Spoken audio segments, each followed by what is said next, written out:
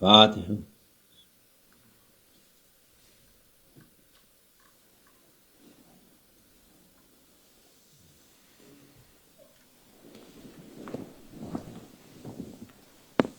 Selamünaleyküm. Bismillahirrahmanirrahim. Salatu vesselamu ala Resulina Muhammedin seyyidil evvelin ve ahirin meded ya Resul meded ya salat ashabı meded ya meşayih destur ve ala şabla fazla sen şu Muhammed'in meded tarikatuna sahba ve hayru fil cemiyye. Bismillahirrahmanirrahim. Ve nefse ve mesavaha fe elheme fucuraha ve takvaha. Sadakallahu azim. Allah insanın nefsini yaratır, hikmeti kendi bilir. Allah Almighty created humans with an ego, and the Almighty Allah alone knows the wisdom behind it. Kimseye zulmetmez. Allah Almighty does not oppress or wrong anyone.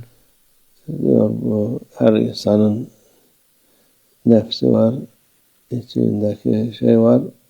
Onu hem iyiliği hem kötülüğü ona ilham etmiş.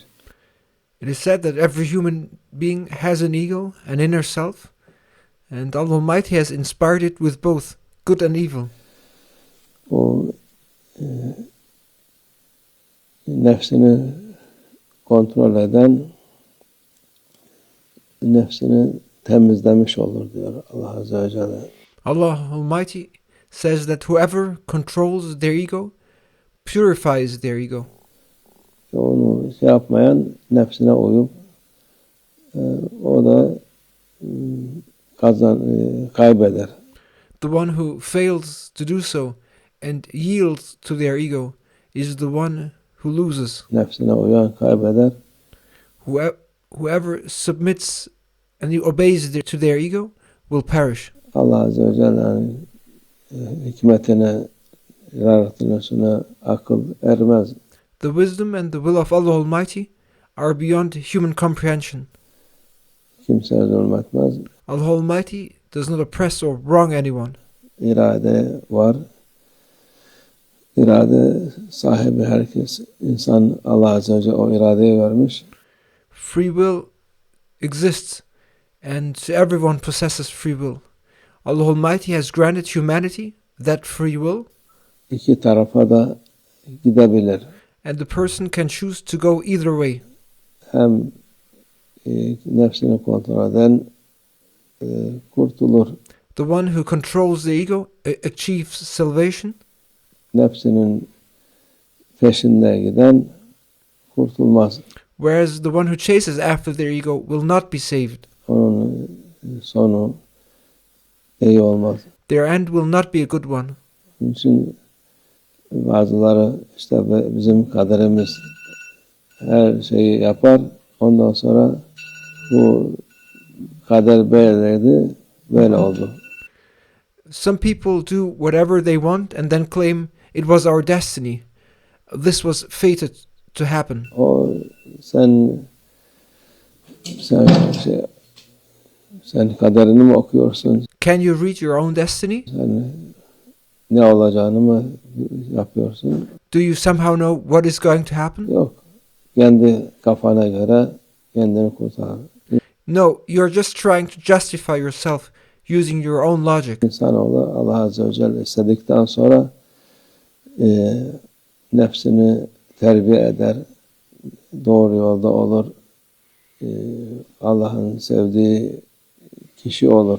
If a person truly wishes to, by the will of Allah Almighty, they can discipline their ego, stay on the right path, and become beloved by Allah Almighty.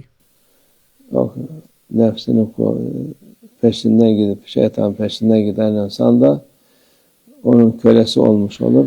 The person who follows their ego and follows shaitan ultimately becomes their slave. Sonu da iyi olmaz. And their end will be tragic. O yol nefs yolu güzel değil. That path, the path of the ego, is not a good one. Nefsini kontrol edip de giden insan o güzel yolda gitmiş olur. Selamete ulaşır. The person who lives by controlling their ego walks upon a beautiful path and reaches salvation. Yolu zor olsa bile, çünkü nefsinin tersine gitmek, nefsinin aksine gitmek biraz zor. Even though it is difficult, because going against your ego, doing the opposite of what it wants, is somewhat hard. Her türlü kolaylığı ister yahut kötülüğü daha fazla Because the ego desires absolute comfort, and it tends to prefer wickedness. The ego wants all kinds of easiness and tends towards badness. sever. Ama terbiye olarak yabani hayvanat terbiye olursa nefis de aynı şekilde. However, through discipline, just as a wild animal can be tamed, the ego can be tamed in the exact same way. Terbiye olur. Sonunda iyi bir şey olmuş olur. Hem dünyasını kazanır hem ahiretini. Çünkü And the person who tames their ego will achieve an outcome which is positive. They will succeed in both this world as well as in the hereafter. dünyada da nefsinin peşinde koşan insanlar iyi yapmazlar. Yani insanlar Even in this world, people who chase after their egos do not do good deeds. da faydaları olmaz.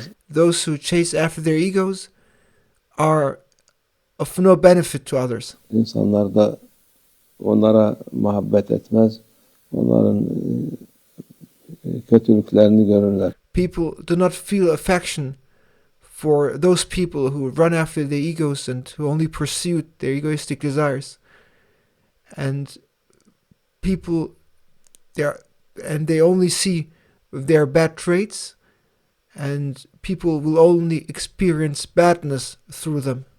Nefsine hakim olan insan, insanların arasında da sevilen insan olur. İyilikten başka şey yapmaz. And a person, however, who masters their ego becomes well loved among people and does nothing but good. Allah nefsimizi terbiye edenlerden eylesin bizi hepimiz inşallah. May Allah Almighty make all of us among those who successfully tame their egos, inshallah. Ve minallah tevfik. El Fatiha.